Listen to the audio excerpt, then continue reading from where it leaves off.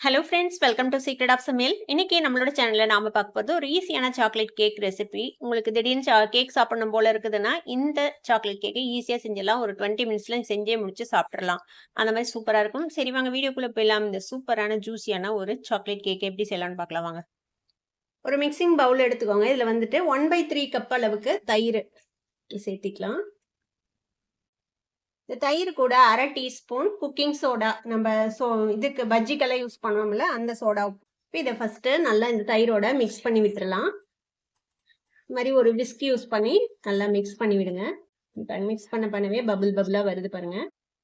இது கூட 3 table spoon cooking oil, sunflower oil, flavour இல்லாத எந்த ஆயில் வேணா நீங்க வந்துட்டு யூஸ் பண்ணிக்கலாம்.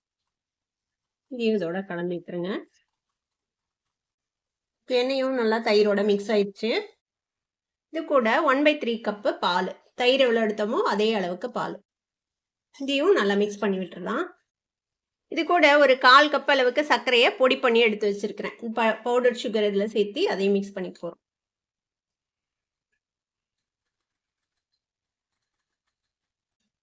இப்போ இதையும் நல்லா மிக்ஸ் பண்ணி விட்டுக்கலாம். இதோட இந்த கேக் வந்து ரொம்ப ரொம்ப ஈஸி. ஒரு 20 மினிட்ஸ்ல நீங்கள் வந்துட்டு செஞ்சே முடிச்சிடலாம். இப்போ நல்லா கலந்து விட்டாச்சு.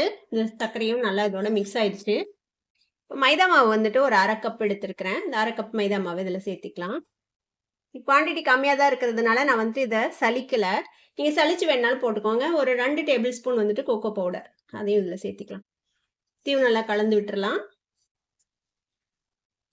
நல்லா இந்த மாதிரி கட்டிகள் இல்லாமல் நல்லா மிக்ஸ் பண்ணி விட்டுருங்க. இப்போ இது கூட 1 டீஸ்பூன் வந்துட்டு பேக்கிங் பவுடர், கேக்குக்கெல்லாம் யூஸ் பண்ணுற பேக்கிங் பவுடர் யூஸ் பண்ணிக்கோங்க. இதையும் நல்லா இதோட மிக்ஸ் பண்ணி விட்டுறலாம்.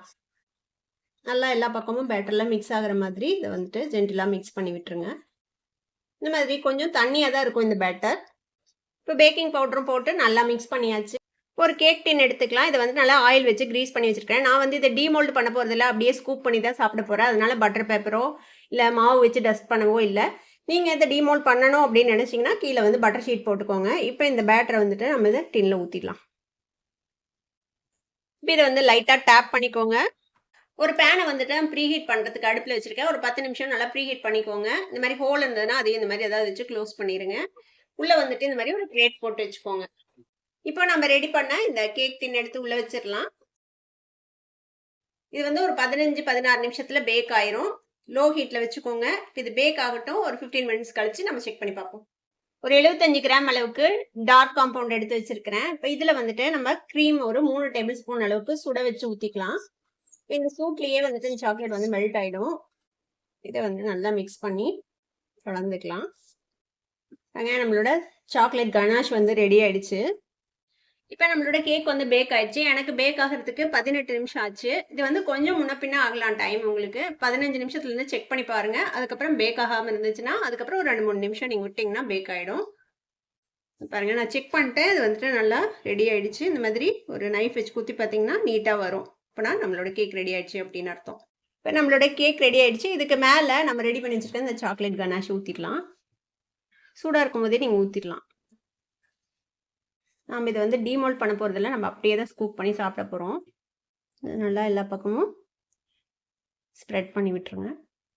இதுக்கு மேலே நான் கொஞ்சமாக ஒயிட் சாக்லேட் சிப்ஸ் போடுறேன். உங்ககிட்ட எது இருக்கோ நீங்கள் போட்டுக்கலாம். நட்ஸ் வேணாலும் நட்ஸ் போட்டுக்கலாம் மேலே.